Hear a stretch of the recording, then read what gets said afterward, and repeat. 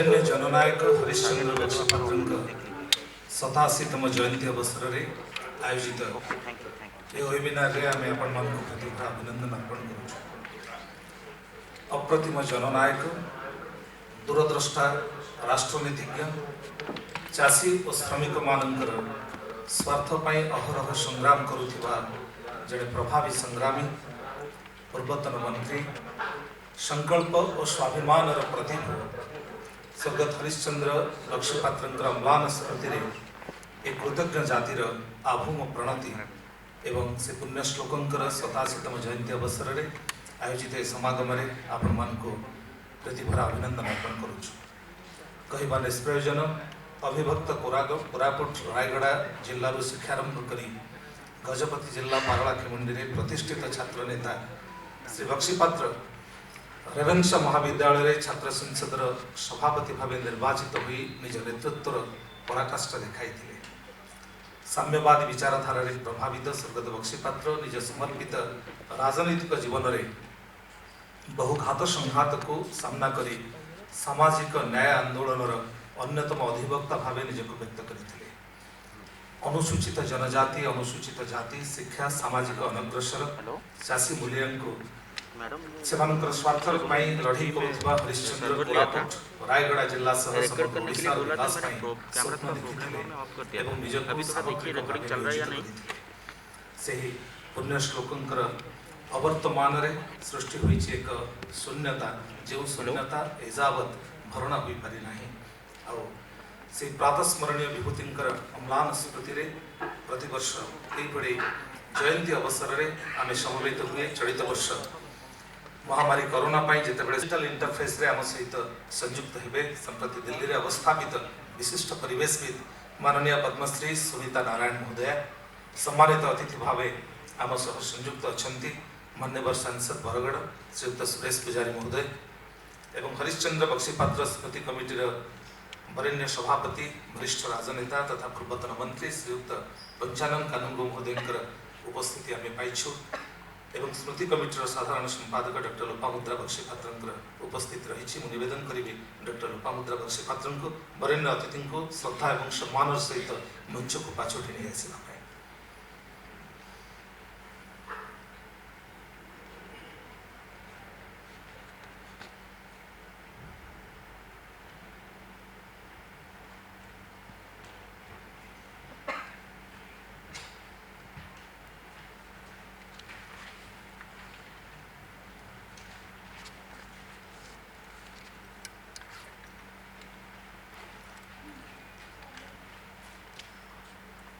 गृहर पाचेरी परिधि रची शून्य जाकारा पुरी बाहर रही विपुल जीवन मुत पारिबिने भूली एकईर अनेकर डाक मुत पारिबिने एड़ी छंदना एवं चरणे मोहर अंध ममता बेड़ी दिय छाड़ी दिय मते चली जाए आज चली जाए मुहि विश्व जीवन पथे। साधारण जनजीवन आसी निजर समर्पण निजर त्याग निजर तितिक्षा निजर निष्ठा एवं निजर कर्म संकरी अम्लान स्मृति आज भव्य समागम एवं आम जयंती अवसर में श्रद्धासुमन निवेदन पूर्वक से पुण्य श्लोक को स्मरण करुछु एवं मंचासीन अतिथि वृंद को आम निवेदन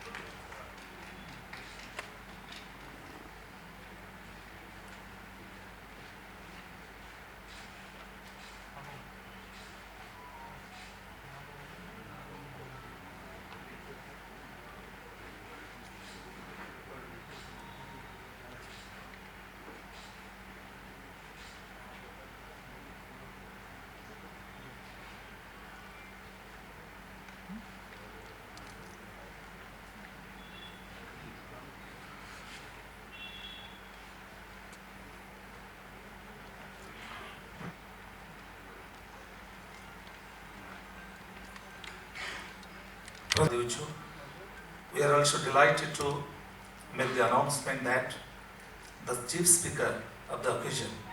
who will be addressing the noted environmentalist and social activist, Madam Padma Shri Sunita Narayan, has joined in this webinar. We welcome you, ma'am, to our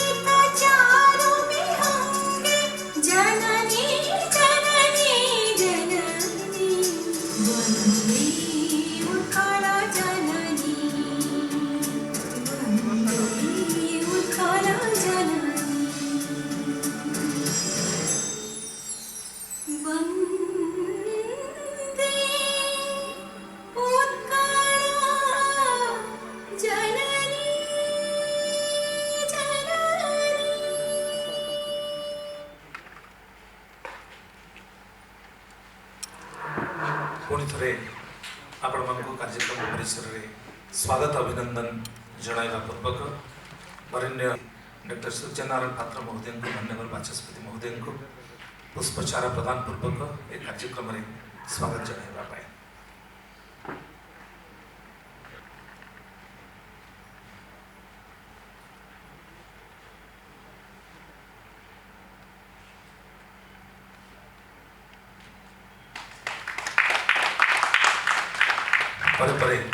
श्रद्धा एवं सम्मान स्मारक को वहन करुवा पुष्पचार को उपहार भाव में भेटी देवाई साधारण संपादक स्मृति कमिटी डॉक्टर लोपामुद्रा बक्सी पात्र निवेदन करेंगे। आज सम्मानित अतिथि माननीय सांसद बरगढ़ श्री सुरेश पुजारी को भेटी देवाई अनुरूप भाव में निवेदन करी डॉक्टर लोपामुद्रा बक्सी पात्र महोदय को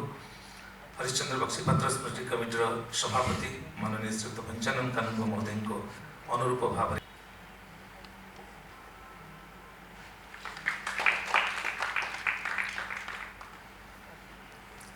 परे निवेदन रहिबो स्मृति शुभ संध्या। ओडिशार विशिष्ट जननेता चाषी मूल्य दलित निष्पेषित और खटिकिया संग्रामी साथी पूर्वतन मंत्री हरिश्चंद्र बक्सीपात्र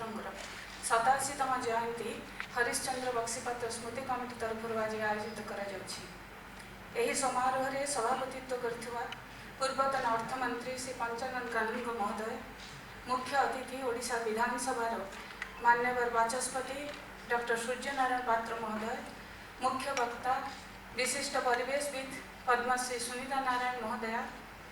सम्मानित अतिथि लोकसभा सांसद श्री सुरेश पुजारी महोदय, एठार उपस्थित अछंती एवं वेबिनार माध्यम संयोजित थिबा समस्त सज्जन मंडली एवं गणमाध्यम प्रतिनिधि। आज संध्यार मुख्य अतिथि ओडिशा विधानसभा मान्यवर बाचस्पति डॉक्टर सूर्यनारायण पात्र महोदय स्वाधीनता संग्रामी परिवार रे जन्मित होई राज्य राजनीति एक बहुल चर्चित नाम। छात्रावस्थार राजनीति रे रुचि रखिथिबा तांको राजनीतिक जीवन पाखापाखि अर्ध शताब्दी धरी प्रलंबित एवं आज पर्यंत सक्रिय। निरंतर 7 थर भाव विधायक रूपे निर्वाचित होई तांकर जनप्रियता प्रमाणित हुए। लोकंक सहित रही से सुख दुख में सामिल होई साधारण जनजीवन को प्रभावित कराइबा तांकर व्यक्तित्व को निदर्शित कराए। ओडिशा सरकारଙ୍କର ବିଭିନ୍ନ ବିଭାଗରେ ଉଭୟ ରାଷ୍ଟ୍ରମନ୍ତ୍ରୀ ଓ କ୍ୟାବିନେଟ୍ ମନ୍ତ୍ରୀ ଭାବରେ ସେ ତାଙ୍କର ସ୍ୱାକ୍ଷର ପ୍ରମାଣିତ କରିଛନ୍ତି। ଏଭଳି ଜଣେ ସମ୍ମାନସ୍ପଦ ବ୍ୟକ୍ତି ତଥା ମାନ୍ୟବର ବାଚସ୍ପତିଙ୍କୁ ଆମ ଗହଣରେ ପାଇ ସ୍ମୃତି କମିଟି ଗୌରବାନ୍ୱିତ ମନେ କରିଛି। ଆଜି ସନ୍ଧ୍ୟାରେ ହରିଶ୍ଚନ୍ଦ୍ର ବକ୍ସିପାତ୍ର ସ୍ମାରକୀ ବକ୍ତୃତା ପ୍ରଦାନ କରିବା ପାଇଁ ଆମ ଗହଣରେ ୱେବିନାର ମାଧ୍ୟମରେ ଆମ ସହିତ ସଂଯୋଗ କରିଛନ୍ତି ବିଶିଷ୍ଟ ସମାଜସେବୀ ତଥା ପରିବେଶବିତ୍ Padmashri Sunita Narayan ମହୋଦୟା। Padmasri Sunita Narayan is a writer, environmentalist, and a major proponent of the green concept of sustainable development. She is the Director General of the Center of Science and Environment, Treasurer of the Society for Environmental Communications, and editor of the fortnightly magazine Down to Earth. Her work for the Indian environment is extensive. In early 2000, her work on community-based water management and rainwater harvesting earned her the prestigious World Water Prize. In 2005, she also chaired the Tiger Task Force at the direction of the Government of India to evolve an action plan for tiger conservation. She has served as a member of the Prime Minister's Council for Climate Change as well as the National Ganga River Basin Authority. Her contribution in the field of air pollution is groundbreaking. She has launched a long and sustained campaign for controlling air pollution in Indian cities. The introduction of CNG in Delhi is the singular contribution of Padmasri Sunita Narayan and her team. Her extensive research on water, sewage management, and climate change has provided impetus for governmental policies on these issues. She has also co-authored Global Warming in an Unequal World, a case of environmental colonialism, dying wisdom, making water everybody's business, and many others. She has also worked on the policy interventions needed for eco-generation of India's rural environment and poverty reduction. We are proud to have such a learned and environmentally conscientious citizen as the speaker for tonight's memorial lecture. सम्मानित अतिथि भाव में आम गहन आज अच्छा लोकसभा सांसद श्रीयुक्त सुरेश पूजारी महोदय। छात्र जीवन राजनीति आरंभ कर राजनैतिक महल में जड़े निर्भीक तथा स्पष्टभाषी राजनेता भाव में से परिचित। 1980 मसीह नेतृत्व में बुर्ला छात्र आंदोलन सारा ओडिशा रे प्रभाव विस्तार करथिला। तृणमूल स्तर लोक सहित निजक ओतप्रोत भाव में जड़ित रखिथिबा श्रीयुक्त पूजारी संबलपुर म्युनिसिपालिटी चेयरमैन भाव में बहु उन्नतिमूलक कार्य करी जनसाधारण निकटतर हो पारथिले। परवर्ती समय विभिन्न सांगठनिक दायित्वबोध राज्य और राज्य बाहर तांकर परिचय आनी देछि। ओडिशा तथा तांकर सांसदीय क्षेत्र विभिन्न समस्या को नहीं लोकसभा सक्रिय उपस्थापना तांकर अभिज्ञ राजनीतिर प्रमाण दिए। आज कार्यक्रम में सम्मानित अतिथि भाव में पाई आम समस्ते आनंदित। आज कार्यक्रम में सभापतित्व करथिबा आम स्मृति कमिटीर सभापति ओडिशा पूर्वतन अर्थमंत्री श्रीयुक्त पंचानन कानूनग जड़े राजनीतिज्ञ, प्रतिष्ठित लेखक, निर्भीक स्तंभकार, समीक्षक एवं सुवक्ता भाव में सारा ओडिशा रे परिचित। छात्रावस्था राजनीति सहित संश्लिष्ट रही उत्कल विश्वविद्यालय छात्र संसद सभापति, विभिन्न छात्र संगठन और परवर्ती समय बहु श्रमिक संगठन में संपृक्त रही से नेतृत्वर पराकाष्ठा देखाई। राजनीति सहित साहित्य में रुचि प्रमाणित। विभिन्न वैद्युतिक गणमाध्यम वितर्क में शालीनता, संभ्रमता और विज्ञता आज युव समाज अनुकरणीय। एभली जड़े व्यक्ति को आम सभापति भाव में पाई कृतज्ञ।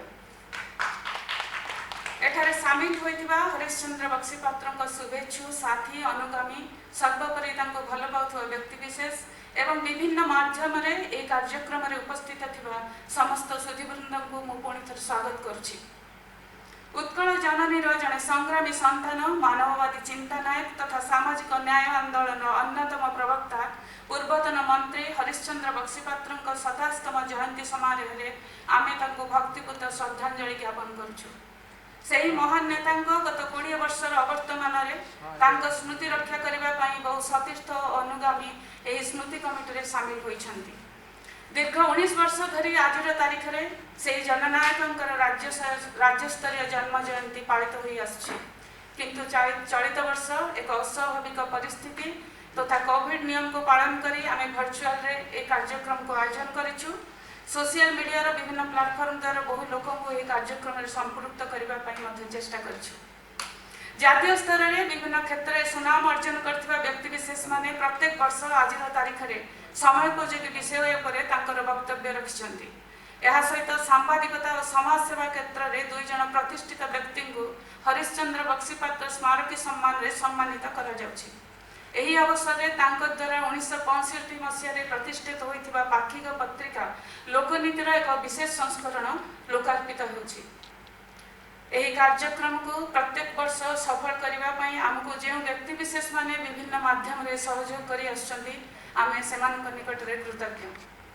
आज अनेक स्मृति रे से जीवंत अगणित जन आंदोलन क्रांतिकारी स्रष्टा आदिवासी अधिकार जागृत प्रहरी एवं सर्वोपरि ओडिशा प्रति थिबा आत्मीयता दायित्वबोध ओडिया अस्मितार रक्षक सही महान नेता आदर्श आगामी पीढ़ी में अनुकरणीय हो यह जयंती अवसर में आमर कामना। आज जटिल परिस्थिति में आपण समस्ते सुस्थ रुहंतु निजको सुरक्षित रखंतु। पुणी आपण मानकु मोर हार्दिक अभिनंदन नमस्कार वंदे उत्कलजननी। कहवा निष्प्रयोजन वरेण्य जननायक हरिश्चंद्र बक्सीपात्र द्वारा प्रतिष्ठित पाक्षिक पत्रिका लोकनीतिर एक विशेष संस्करण आनुष्ठानिक लोकार्पण होवार परंपरा रही आसी। से पुण्य श्लोक जयंती अवसर में आज तार व्यतिक्रम नहीं आम मंचासीन अतिथिवृंद को निवेदन करूँ से पाक्षिक पत्रिका जार प्रतिष्ठाता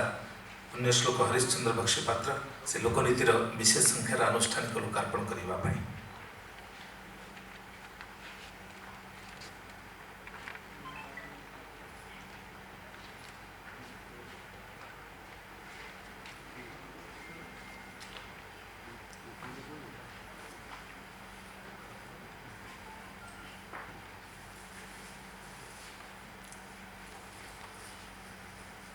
प्रतिष्ठा लग्नरू एजावत पाक्षिक पत्रिका लोकनीति साधारण जनतार स्वर एवं स्वाक्षर को बहन कर आसी एवं हरिश्चंद्र बक्सीपात्र चेतना प्रति समर्पित हो आसीथिबा ए पाक्षिक पत्रिकार एक विशेष संस्करण को मंच में उपस्थित अतिथि आनुष्ठानिक भाव लोकार्पित करुछन्ति। आमे कृतज्ञता निवेदन करुछु।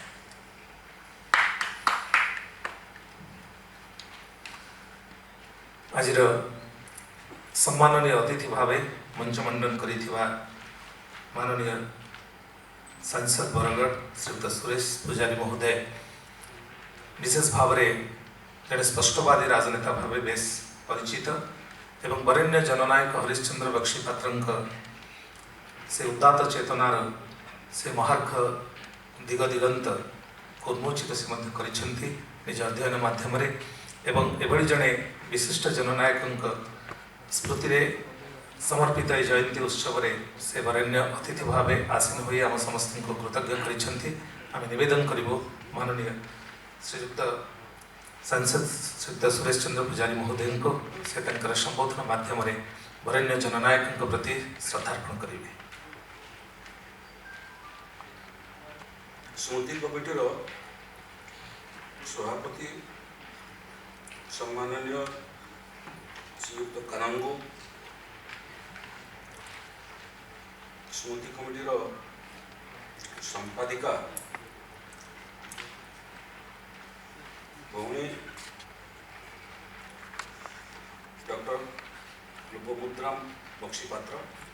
आजिकार मुख्य अतिथि ओडिशार मान्यवर बाचस्पति श्रीयुक्त सूर्यनारायण पात्र, आजिकार मुख्य वक्ता परिवेशविद पद्मश्री सुनीता नारायण महाशय, उपस्थित सुधीवृंद, स्मृति कमिटीर अन्य सदस्य गणमाध्यम बंधु मैंने समस्त को नमस्कार, शुभ संध्या, जोहार। मोर सौभाग्य जे डॉक्टर ଶ୍ରୀଯୁକ୍ତ ହରିଶ୍ଚନ୍ଦ୍ର ବକ୍ସି ପାତ୍ରଙ୍କର 87ତମ ଜନ୍ମ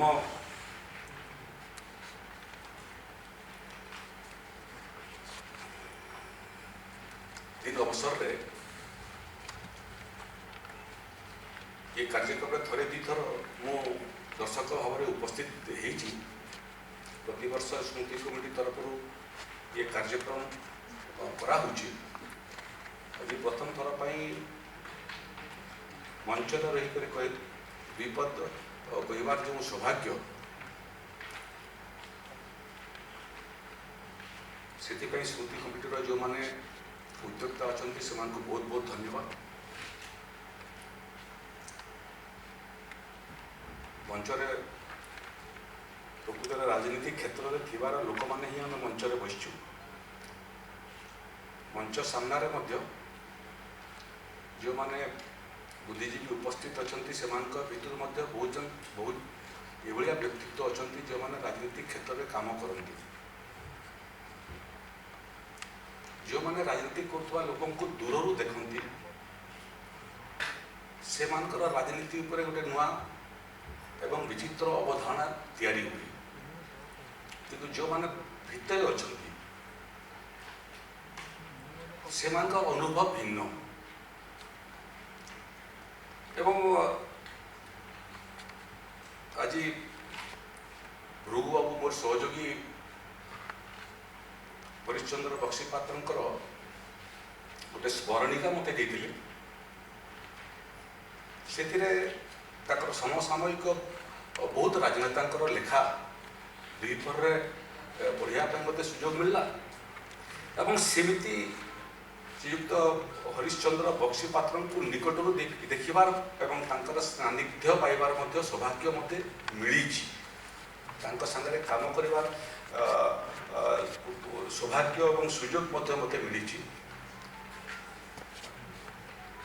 एवं मोर एटा भी सौभाग्य जे मते बहुत कम बयस हरिश्चंद्र बक्सी पात्र मोर पूर्ववर्ती पीढ़ी हेबे एवं तार पूर्व पीढ़ीर मध्य गुड़िए जननायक सान्निध्य पाइबार सौभाग्य मु पाई दुईटा पीढ़ी ऊपर पीढ़ी को देखिबार सुजोग पाई जो मैंने राजनीतिक क्षेत्र में काम कर गोटे पीढ़ी तलकू देखिबार सुजोग मत मिली से अनुभव मुझे कहवाई चाहे जे हरिश्चंद्र बक्सी पात्र राजनीति रे भिन्न रुचि भिन्न चरित्रर मनीष थे आमर पूर्वतन राष्ट्रपति गोटे कोट अच्छी जोटा समस्त प्रयोज्य राजनीति लोकों प्रयोज्य राजनीति बाहर लोकों अन्य क्षेत्र में काम कर लोकों प्रयोज्य सेटा है if you want to shine like a sun then burn like a सन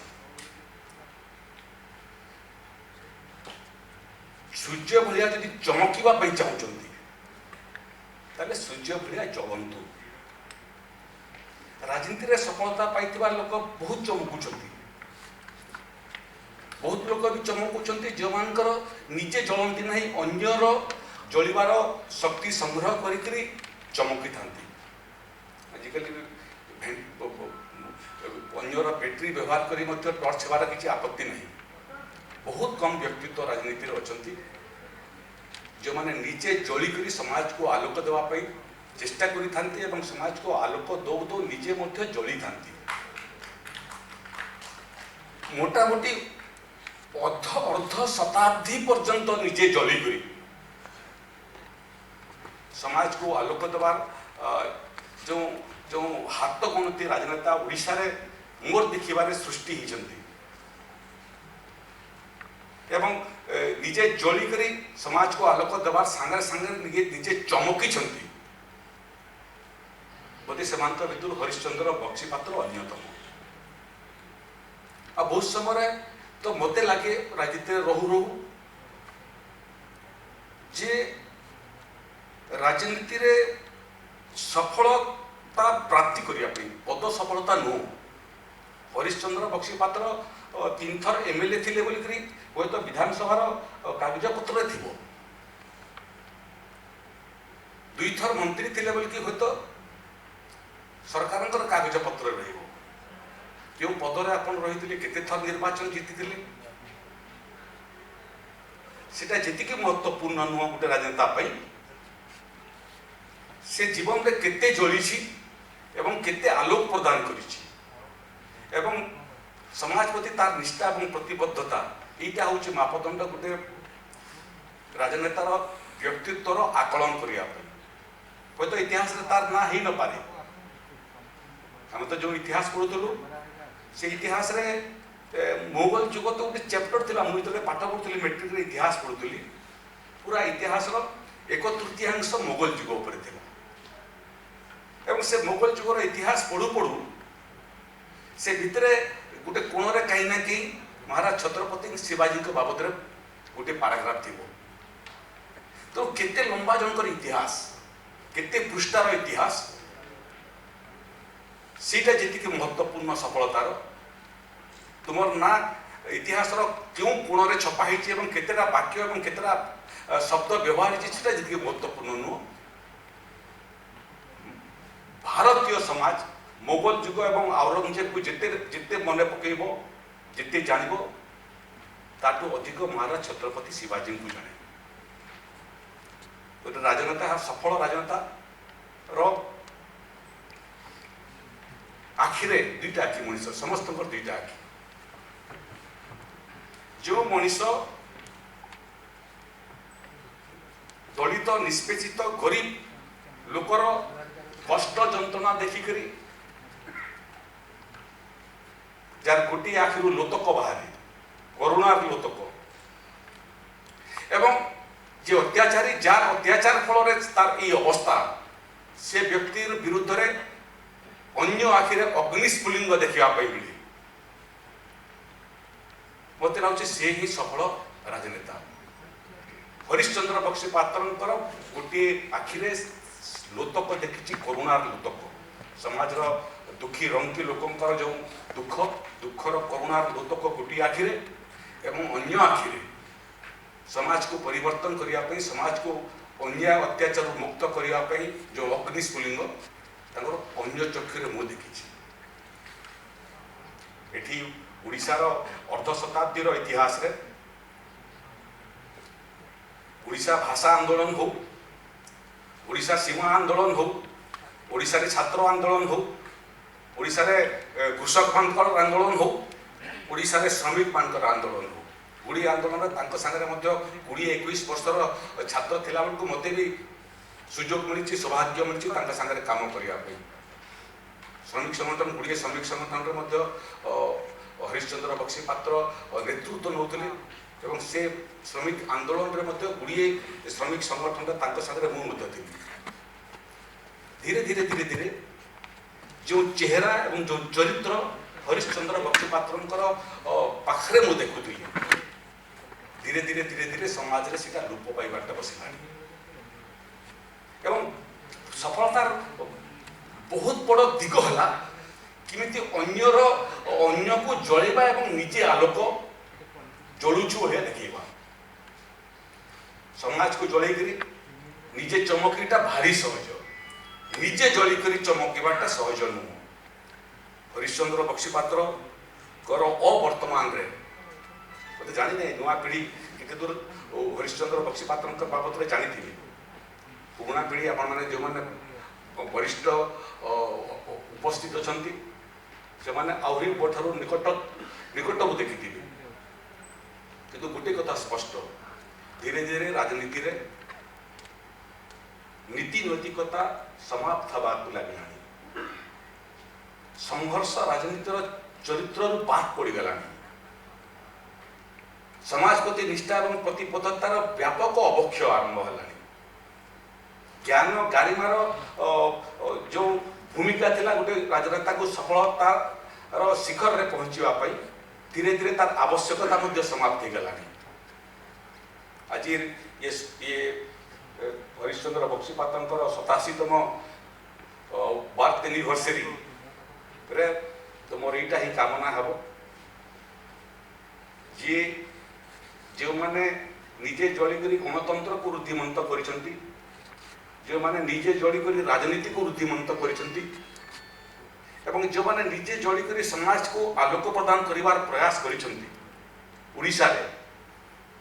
हरिश्चंद्र बक्सीपात्रंकर समेत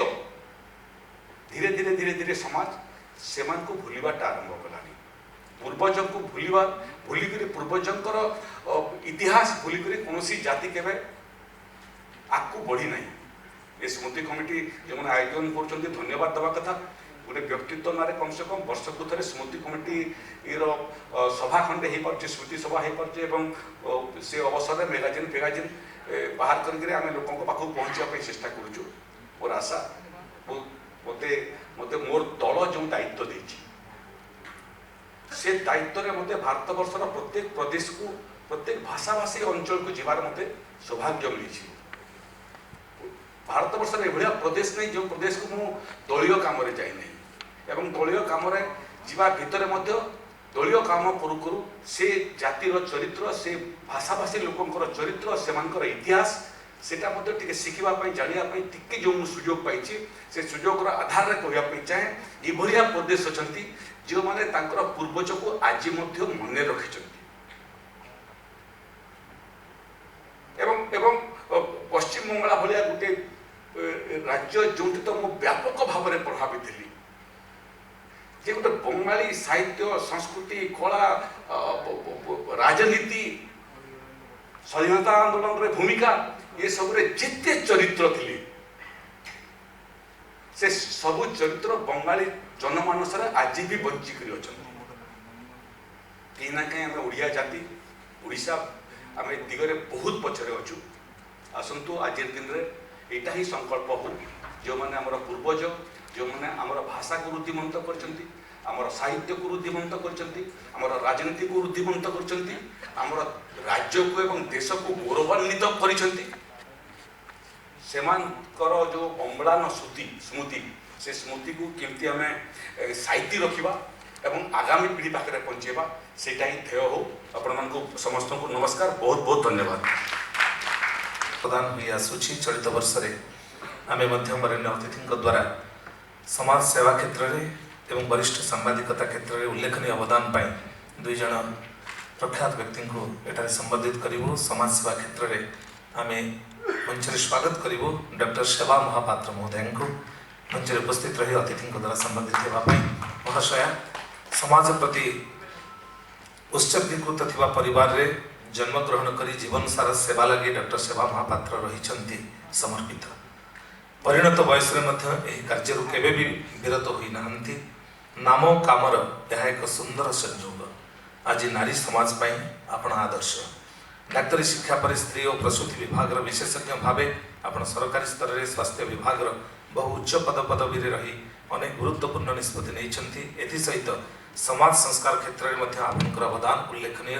विशेषकर तृणमूल स्तर में महिला मानकर स्वास्थ्य समस्या सुरक्षित मातृत्व और शिशुर मानसिक स्वास्थ्य से सामाजिक स्थिति और अधिकार को दृष्टि रखी आपण जो सेवा मनोवृत्ति प्रदर्शन कर अनन्य चाकरी अवसर नेबा परे असहाय महिला बिना मूल्य चिकित्सा जोगाइबारे आपण सदा सर्वदा तत्पर एथि आपण बहु सम्मान अधिकारी होती कार्य व्यस्तता सत्वे आपण जड़े साहित्यिका तथा प्राबंधिका समाज विभिन्न समस्या को नहीं संवादपत्र आपणकर निबंध बेस लोकादृत आपणकर पेशा संपर्कित विभिन्न विषय उपरे जातीय और अंतर्जातीय स्तर में प्रकाशन और वैद्युतिक गणमाध्यम महिला मानकर अधिकार समानता मौलिक व्यवस्था संपर्कित विभिन्न आलोचन स्पष्ट मतामत अत्यंत प्रेरणादायक आपणकर निरामय और कर्मबहुल जीवन आहरी गतिशील हो एतिकी कामना आपण भली जड़े प्रतिभा संपन्न साधिका निष्ठापर साधना और अध्यवसाय ओडिशार वरेण्य जननायक हरिश्चंद्र बक्सीपात्र 87तम जयंती पालन अवसर में आपण को स्मारकी बक्सीपात्र स्मारकी सम्मान सम्मानित करी आम निजक गौरवान्वित मन करुछु हरिश्चंद्र बक्सीपात्र स्मृति कमिटी आम प्रशस्तिका सहित अंगवस्त्र एवं पुष्पचारा एवं एक स्मृति सन्त को प्रदान करी माननीय डॉक्टर सेवा महापात्र को अभिनंदन जणाइबा सहित दीर्घ विरामय जीवन पाई प्रभु श्री जगन्नाथ निकट प्रार्थना पढ़ु ଏହା ପରେ ପରେ ସାମ୍ବାଦିକତା କ୍ଷେତ୍ରରେ ଉଲ୍ଲେଖନୀୟ ଅବଦାନ ପାଇଁ ବରିଷ୍ଠ ସାମ୍ବାଦିକ ଶ୍ରୀଯୁକ୍ତ ଦେବବ୍ରତ ସାନା ମହୋଦୟଙ୍କୁ ଆମେ ସେଠାକାର ସମସ୍ୟାକୁ ଅତି ନିକଟରୁ ଦେଖିଛନ୍ତି ଏବଂ ସେ ସବୁକୁ ଲୋକଲୋଚନକୁ ଆଣିବାରେ ସାମ୍ବାଦିକତା ପେଶାକୁ ପାଥେୟ କରି ଅହରହ ଆପଣ ସଂଗ୍ରାମ ଜାରି ରଖିଛନ୍ତି। ବିଭିନ୍ନ ବୈଦ୍ୟୁତିକ ଗଣମାଧ୍ୟମରେ ନିଜର କର୍ମମୟ ଜୀବନ ଆରମ୍ଭଠାରୁ ଦୀର୍ଘ 18 ବର୍ଷର ଅଭିଜ୍ଞତାକୁ ପାଥେୟ କରି ସକାରାତ୍ମକ ଚିନ୍ତାଧାରାକୁ ଆପଣେଇ ନେଇ ଜଣେ କର୍ତ୍ତବ୍ୟନିଷ୍ଠ ଦାୟିତ୍ୱବାନ ବ୍ୟକ୍ତି ଭାବରେ ନିଜର ବୃତ୍ତିରେ ଆଗେଇ ଚାଲିଛନ୍ତି। ତରୁଣ ବୟସରୁ ଦୁର୍ଗମ ଅଞ୍ଚଳକୁ ବାରମ୍ବାର ଗସ୍ତ କରି ଅନୁସନ୍ଧାନମୂଳକ ରିପୋର୍ଟ ଉପସ୍ଥାପନ ସହ ସରକାରଙ୍କ ଦୃଷ୍ଟି ଆକର୍ଷଣ କରିବାରେ ଆପଣଙ୍କ ଚେଷ୍ଟା ଅବ୍ୟାହତ ରହିଛି। ସେ ମଧ୍ୟରୁ 2004 ମସିହାରେ ମାଲକାନଗିରି ଛତିଶଗଡ଼ ସୀମାରେ ନକ୍ସଲବାଦର ସାଲୁଆ ଜୁଡୁମ ବିଷୟ ହେଉ, ବିଭିନ୍ନ ସମୟରେ ଲ୍ୟାଣ୍ଡମାଇନ୍ ବିସ୍ଫୋରଣରେ ଯବାନମାନଙ୍କର ଶହୀଦ ଘଟଣା ହେଉ କିମ୍ବା ସେତେବେଳେ ଭାରତବର୍ଷରେ ହଇଚଇ ସୃଷ୍ଟି କରିଥିବା ପ୍ରଶାସକ ତଥା ରାଜନେତାଙ୍କ ଅପହରଣ ଘଟଣା ହେଉ ଅଥବା ପୋଲାଭରମ ମହାନଦୀ ଗୁରୁପ୍ରିୟା ଭଳି ସମ୍ବେଦନଶୀଳ ପ୍ରସଙ୍ଗ ହେଉ, ଆପଣଙ୍କ କାର୍ଯ୍ୟଦକ୍ଷତାର ପ୍ରମାଣ ଦିଏ। ଓଡ଼ିଶା ଏବଂ ଛତିଶଗଡ଼ ସୀମାନ୍ତ ଅଞ୍ଚଳରେ ଆପଣଙ୍କର ଉତ୍ସର୍ଗୀକୃତ ସାମ୍ବାଦିକତା କାରଣରୁ ଦୁଇ ରାଜ୍ୟ ତଥା ଦେଶରେ ପ୍ରଥମ ଖବର ଉପସ୍ଥାପନ କରିବାରେ ଆପଣ ସିଦ୍ଧହସ୍ତ। ସାଧାରଣ ଲୋକଙ୍କର ମୌଳିକ ସମସ୍ୟାକୁ ସର୍ବସମ୍ମୁଖକୁ ଆଣିବାରେ ଏବଂ ତାର ସମାଧାନ ନିମିତ୍ତ ସହଯୋଗ କରିବାରେ ଆପଣଙ୍କର ଚେଷ୍ଟା ଓ ଉଦ୍ୟମ ବାସ୍ତବିକ ପ୍ରଶଂସନୀୟ।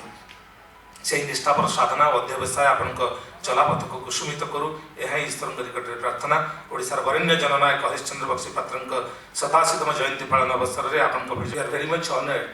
to have in our midst noted environmentalist Padma Shri Sunita Narayan ji. As a noted environmentalist and social activist, Madam Sunita Narayan is a major proponent of the green concept of sustainable development. As the Director General of Center for Science and Environment and Director of Society for Environmental Communications, Madam Narayan has monumental contribution to the causes of environment. As the editor of Popular Fortnightly Down to Earth, she has been the voice for the cause of societal issues and that of the common man. In the language of William Shakespeare, the myriad-minded man of Renaissance, I would like to say, as William Shakespeare has rightly indicated in one of his celebrated plays, Antony and Cleopatra, age can't wither you, nor can costumes tell your infinite variety. Indeed, we are grateful to you, ma'am, for having been connected with you on digital interface. May I request you, ma'am, to kindly address the congregation. In working with society to make sure we can make a difference. I understand that he is called the prudent reformer in Orissa. And I think that is so relevant in today's India. I mean, the fact of the matter is that we have such a deeply divided, highly polarized society today, increasingly more and more polarized, increasingly more and more divisive, more hateful. And it is not just in India, it is across the world. If you look at the United States today, the kind of deep divisions that you have seen, we have witnessed a country being ripped apart. And that is precisely what we are seeing across the different parts of the world, including India. And this is why we need Harishchandra ji, his wisdom, his teaching, his life's message to teach us that we have to build an inclusive society, because if we do not have an inclusive society, as far as I am concerned, I am an environmentalist, I can tell you very clearly, we cannot have a sustainable society. We cannot talk about sustainability, we cannot talk about climate change, the threat of climate change, unless we talk about building a much more compassionate, inclusive society that can care for everybody.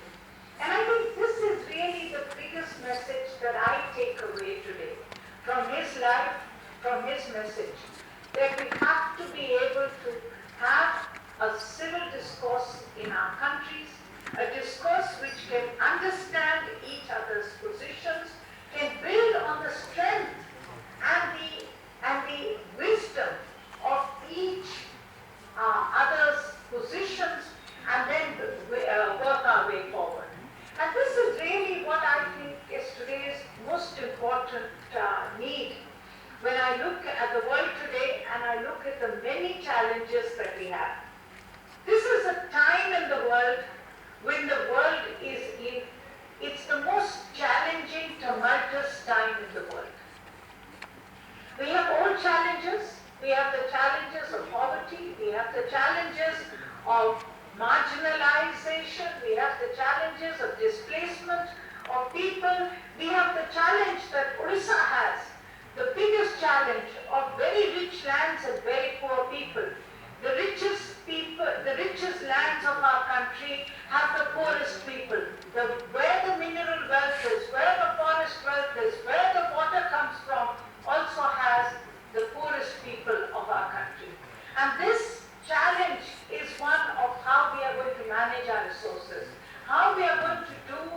growth without pollution. How can we make sure that the needs of large numbers of people who live on our lands, their needs are first met? This is the old challenge. It's a challenge which is current today as well. But on top of it, we have COVID-19. We have a challenge today which is disrupting our world, which is destroying livelihoods across the country, which is leading to such havoc. And that havoc is disproportionate. We know that. That it is disproportionate because it is affecting the poorest the worst. The poorest who are today living at the margins of survival, they are worst hit twice. Once because of their vulnerability to the virus, and on the other hand they are hit because of the fact that their livelihoods are lost. This is what we saw when we saw the massive migration, the exodus out of our cities, when people left because they lost work and they went back to their villages. We saw the invisible workers, we saw their pain, we saw their anguish. We understood what was the nature of work in our cities, which we did not even respect or understand. But that is the current crisis, the COVID crisis. And the future crisis, which is today knocking on our doors, is the existential crisis of climate change. Odisha is one of the most vulnerable states when it comes to climate change. We know that. We know that you are going to be doubly hit, whether it is the intensification of cyclones that we have already seen, the changing nature of cyclones that we are seeing. Today, Indian scientists understand how to forecast cyclones. They have been able to save lives because of that extraordinary use of science for everyday life. But the fact is, the nature of cyclones is changing. We saw that in the last cyclones that hit your state. We saw the fact that the nature of cyclone is changing because of the changing temperature between the land and the ocean. And that this is going to lead to even more devastation. But we are seeing intensification of cyclones. We are seeing today extreme rain events. We are seeing floods when there are droughts. And this is happening because the rain that is coming today is coming in such extreme, in an extreme nature. India is a country where in any case we have rain only for a limited period of the year. And now with climate change, the number of rainy days are going to go down, which means that you will have more rain in a shorter duration. Now, we have already lost our art of water management, of rainwater harvesting. If you think of your state, what an extraordinary tradition you have of rainwater harvesting in the state of Odisha. But you have lost it. You have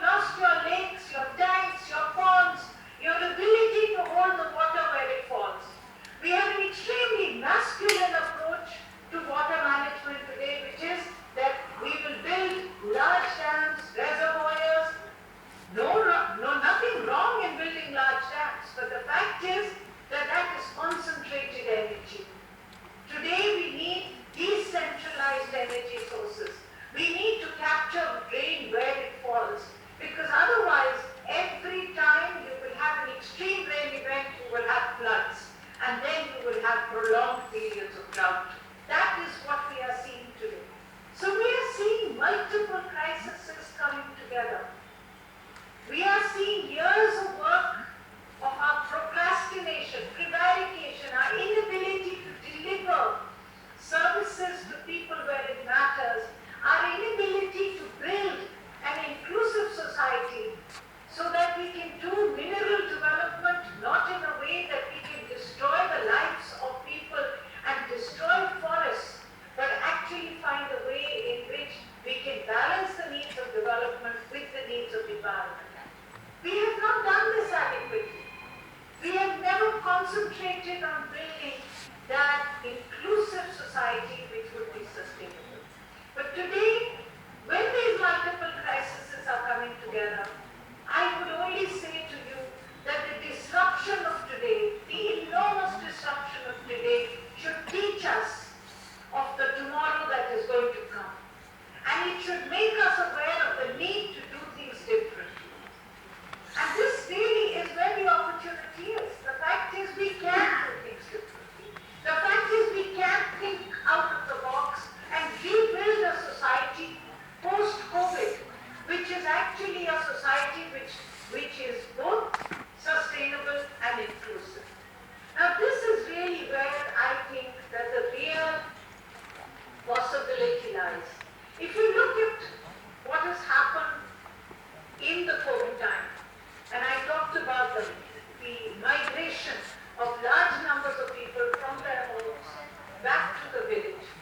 This is the opportunity we have to reinvest massively in building resilience of people in the villages, in building a new opportunity to live where their work is. And if you look at it, this has really been an exercise where we have talked about it for a long time, but we have never really put our entire effort into. Manrega, the rural employment program, has been designed, came out of another extraordinary gentleman's mind. If you think about it, Manrega's predecessor was EGS, the Employment Guarantee Scheme. The Employment Guarantee Scheme came when the famine hit Maharashtra. And a Gandhian called V.S. Page decided that the best way to deal with the famine in Maharashtra would be to provide people work where they lived. But he talked about it as a compact between the rich of Mumbai and the poor of the village. And he therefore designed a scheme where the professional tax paid by the people in Mumbai would go into paying for employment, a guaranteed employment scheme to keep people where they lived. That was EGS. From that came Manrega, Narega, then Manrega. And Manrega's entire basis was that we will invest in ecological regeneration so that people can withstand not today's drought, but withstand and combat the drought of tomorrow. But what we have seen over the years has been that Manrega has simply become a work scheme. It has become a scheme which is about creating work, not creating assets. It is not about building the future of rural India. It is not about investing so that you can build the livelihoods of the future. And this really is where the opportunity is, because please, let's remember that we have these twin challenges. We have the challenge of agrarian distress today, and we have the challenge of climate change, which is going to make agrarian distress worse. Today, it is absolutely clear that the poor in our country, the rural people in our country are living at the margins of survival. They cannot cope. Every natural event breaks their path and they have no option but to migrate. But if we invest in building resilient societies, we can actually turn this around. But this means also rethinking, what do we mean by resilient societies? Till now we have thought about resilience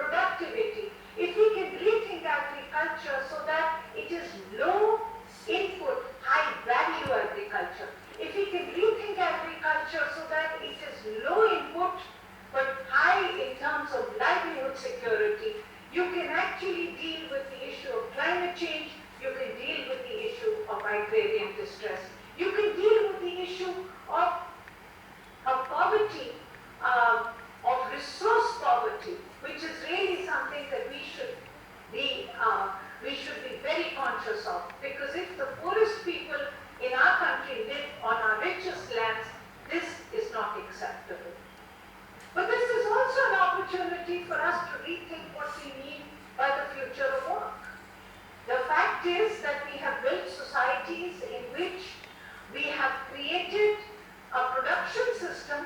in which the cost of labor is discounted, the cost of environment is discounted, and therefore we want cheapest production. But if we can rethink that and think about creating a society in which the cost of production, whether it's the cost of food, whether it's the cost of any materials that we use, if that cost goes up, it is not bad. It is actually good if you can put the money into the hands of the people and you can make sure that you put the money into safeguarding the environment. And so you create a different framework of both what you mean by production,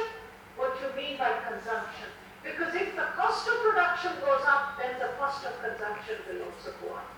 And this is really the huge opportunity that we have to rethink both, as I say, the future of work and the future of production. And this then really allows us to rethink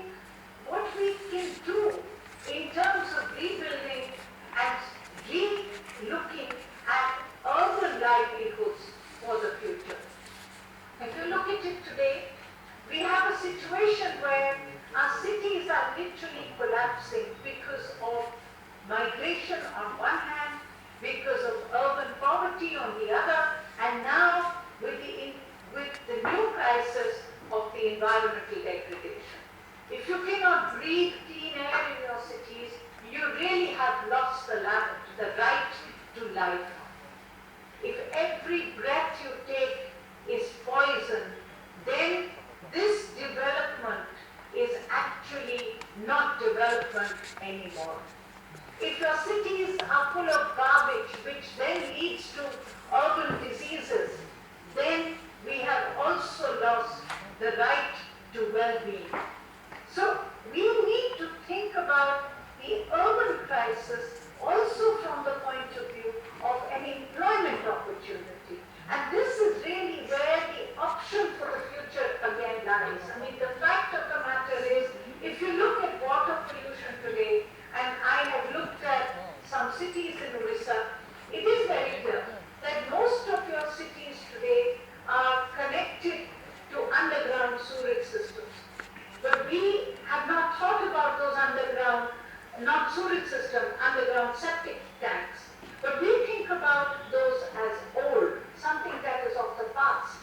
And that has meant that we have actually created a system in which our rivers can never be cleaned. So if we are talking about dealing with air pollution or dealing with water pollution, we have today learned that we will have to make sure that we can either have mobility for all if you want to deal with air pollution, or you will have to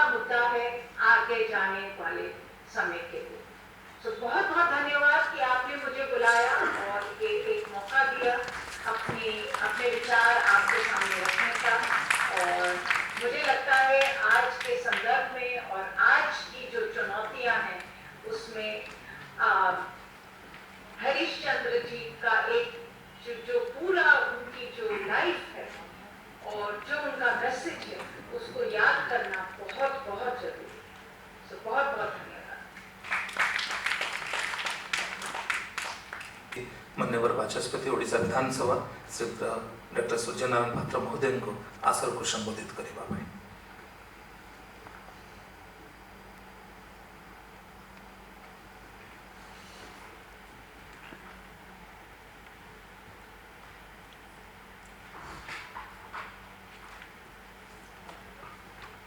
Shubh Sandhya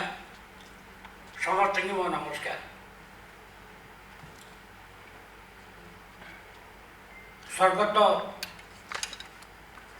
Harishchandra बक्सीपात्र 87तम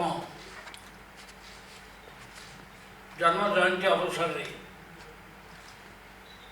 Harishchandra बक्सीपात्र Smriti committee पक्षर आयोजित यह आलोचना चक्र और समावेश सभापत्य करुवा स्मृति कमिटर सभापति मोर साथी सहकर्मी आम राज्यर पूर्वतन वित्तमंत्री आदरणीय श्री पच्चानंद कानून को स्मृति कमिटर संपादिका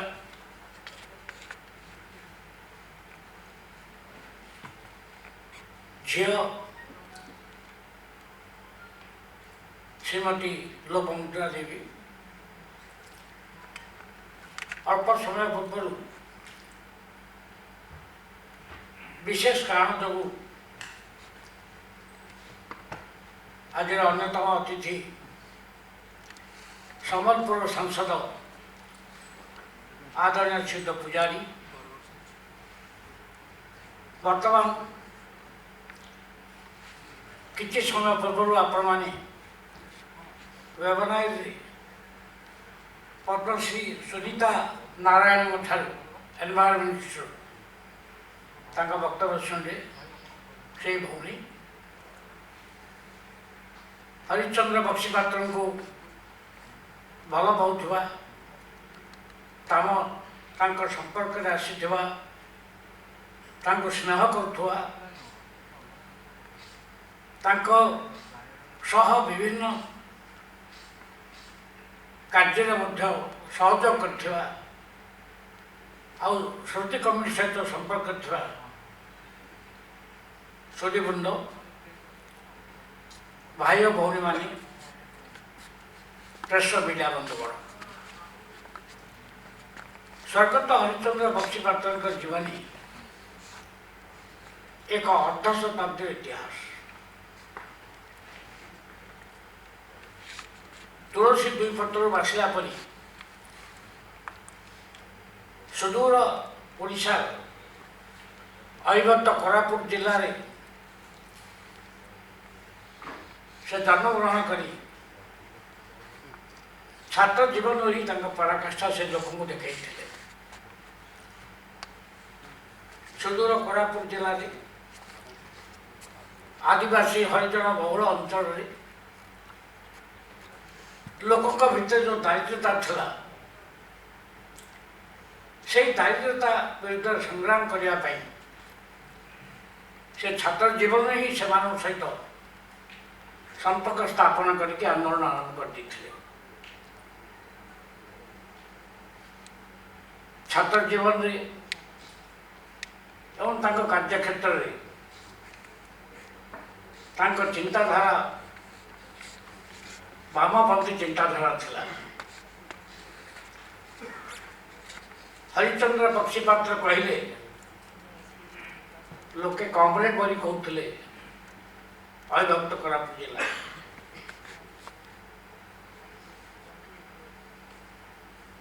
छात्र जीवन में जिते पाठ पढ़ाई पारलाखेमती कॉलेज को जाइए पाठ पढ़ले से दक्षिण ओडिशा दुईटी मात्र कॉलेज थाए महाराजा द्वारा प्रतिष्ठित पारलाखेमती कॉलेज एमपीएससी कॉलेज और जयपुर कॉलेज ये दुईटी कॉलेज छाड़देले आ पाठ पढ़ार सुजोग नाला से पारलाखेमती पाठ पढ़ला बेले कॉलेज यूनियन सभापति थे।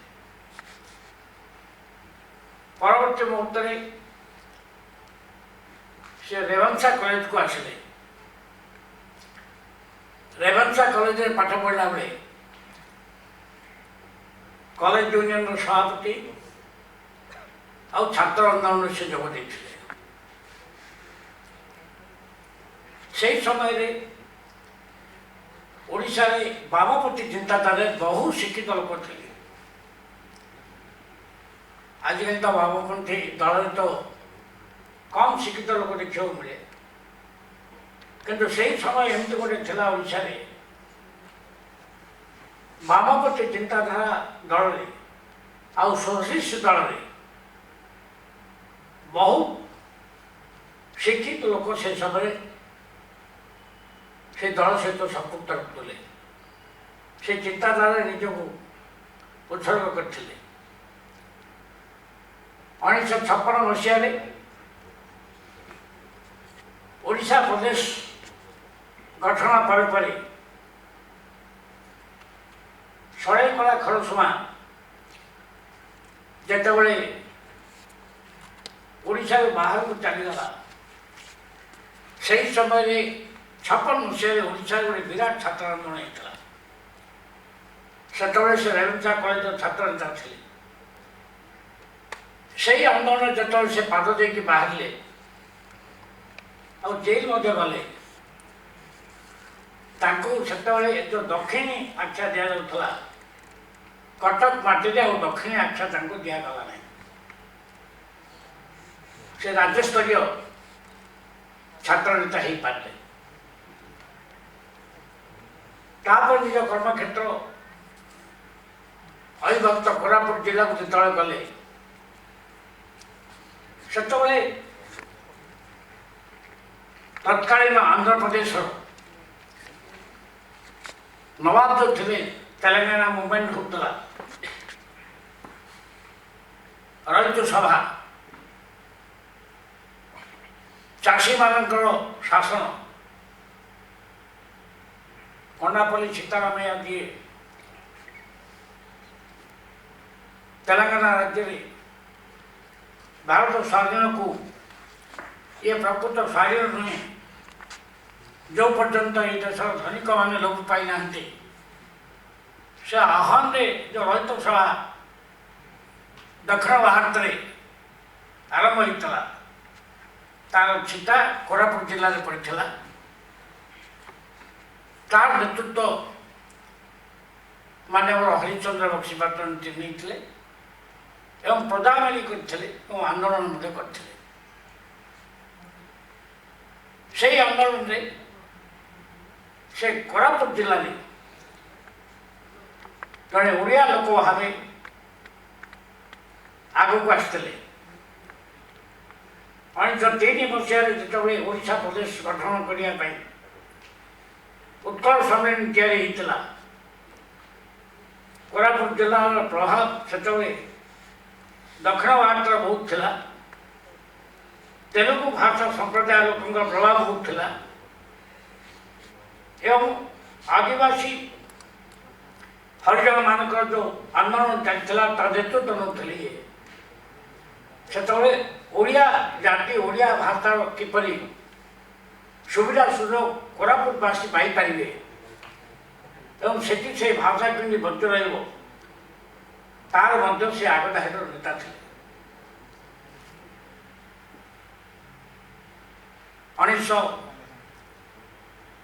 1971 मसीह विजु पट्टनायक उत्कल कांग्रेस तैयारी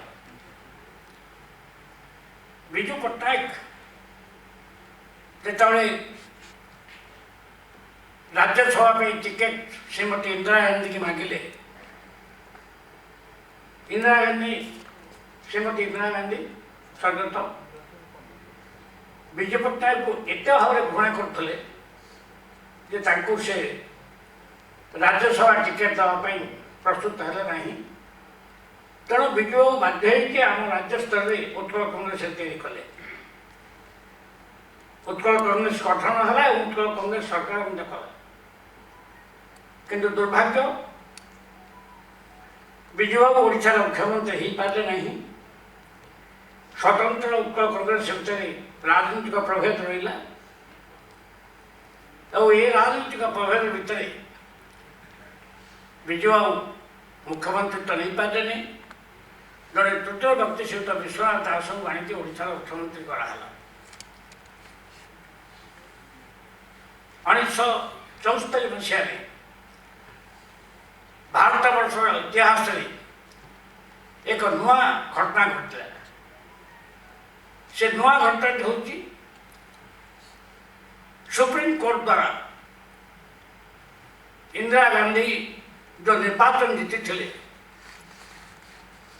राजनारायण जो केस ऊपर दाखल करते से केस हार पर प्रधानमंत्री पद छाड़ा पड़ा। सी एत जिद करते आते पावरफुल थे से संविधान को परिवर्तन करदे। जो 3 जन सुप्रीम कोर्ट जज थे ग्रोवर, हेगड़े और गैलट ये 3 जन को सुपरसीड करी जहाँ गोटे बही लिखाई Kumar Mangalam लिखिं super section of जजेस बाहर करके से आईन को परिवर्तन करदे जे प्रधानमंत्री की ना कोर्ट ना सरकार ना पार्लियामेंट किए हेले इम्पिच कर पारिबा नहीं। जयप्रकाश मूवमेंट आरंभ है से भारत वर्ष विभिन्न राज्य में जो मैंने सब अण कांग्रेस राजनीति करते सी उत्कल कांग्रेस हो से राष्ट्रीय स्वयंसेवक संघ हो से नक्सलपंथी हो से सोशलिस्ट पार्टी हो से जेकोसी दल ना समस्त की से मत इंदिरा गांधी अध राति भितर जेल नहीं भर्ती करदे। विजु पट्टनायक स्वयं जेल भितर 2 वर्ष 2.5 वर्ष रही। जयप्रकाश नेतृत्व में पूर्व भारत वर्ष आंदोलन आरंभ होता 1977 मसीह एमरजेंसी होता जेल भितर जनता पार्टी या से जनता पार्टी जो मैंने सब जेल जाते नेतृत्व नहीं जनता पार्टी पक्षर प्रार्थी भाव ठिया आम ओडिशा प्रदेश नीलमणि राउत नेतृत्व सरकार है जो सरकार रे स्वर्गत हरिश्चंद्र बक्सीपात्र मंत्री होते सी हूँ 77 टू 80 पुणी 1990 मसीह दीर्घ दिन व्यवधान पर 1960 दशक में विजु पट्टनायक ओडिशार मुख्यमंत्री थे। पुणी 1990 मसीह से ओडिशार मुख्यमंत्री के आसिले 1990 टू 95 भितर जो सरकार चलला से मंत्रिमंडल से बक्सीपात्र को जड़े पोखता मंत्री भाव बहु उच्च पदवी थे forest steels mines important portfolio दि से सहकर्मी थे। विश्वविद्यालय जमी से सिंडिकेट मेंबर थे मुझे सिंडिकेट मेंबर थे। सी ट्रेड यूनियन सभापति करते ओएसआरटीसी ट्रेड यूनियन हूँ सब बड़ यूनियन ता साथ चौदुआ टेक्सटाइल मिल विभिन्न यूनियन से सभापति थे। मूल कार्य था ट्रेड यूनियन करवा मार्क्सवाद तत्व को लोक पहुँचेगा वामपंथी चिंताधारा लोक इन्फ्लुएंस करवा। तेणु ऑल इंडिया स्टूडेंट फेडरेशन रे से ऑल ओडिशा प्रेसिडेंट होते एवं ऑल इंडिया सेक्रेटरी होते। तेणु वामपंथी राजनीति से आसिकी विजु बाबू पाखे पहुँचला मंत्रिमंडल में सदस्य भाव ये राज्य प्रति बहुत अवदान रही। आपणकर से शिल्प मंत्री थिला बेले बहुत गुड़े शिल्प ओडिशा स्थापन करछन्ति। केन्द्रापड़ा प्रोटोकॉल आरंभ करी खोर्धारे वाच फैक्ट्री आरंभ करी चिल्का डेवलपमेंट अथॉरिटी आरंभ करी कोरापुट रे आपणकर जो स्टील कारखाना अच्छी ये समस्त अधिका हाथ रही एक धारा से नेता थे अन्य धारा देश और राज्यर केमती उन्नति हो तापाई प्राण चेष्टा लगे मोर मन अच्छी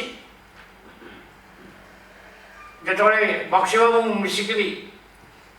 गाड़ी में बरहमपुर कि कोरापुट जाऊँ से मत कहते टी यूनिवर्सिटी भितर जासला मुझे पचारे कहीं जीव से लोक कहता बरहमपुर यूनिवर्सिटी हॉस्टल रही पाठ पढ़ुला बक्सी बाबू गाड़ी रखती झील आसे झील तले कौन टे कथा कहते मु बक्सी बाबू पचारे ये झील किए क्या तले कथा होती मो झील से मु सिंडिकेट मेंबर था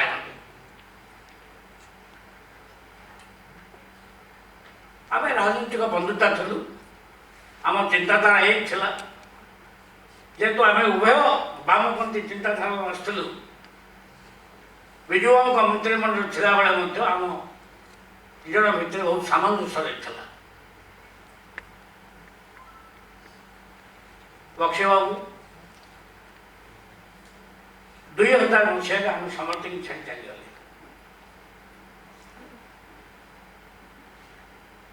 अर्धशताब्दी राजनीतिक इतिहास छात्र युवक श्रमिक कृषक मेहनती मनुष्य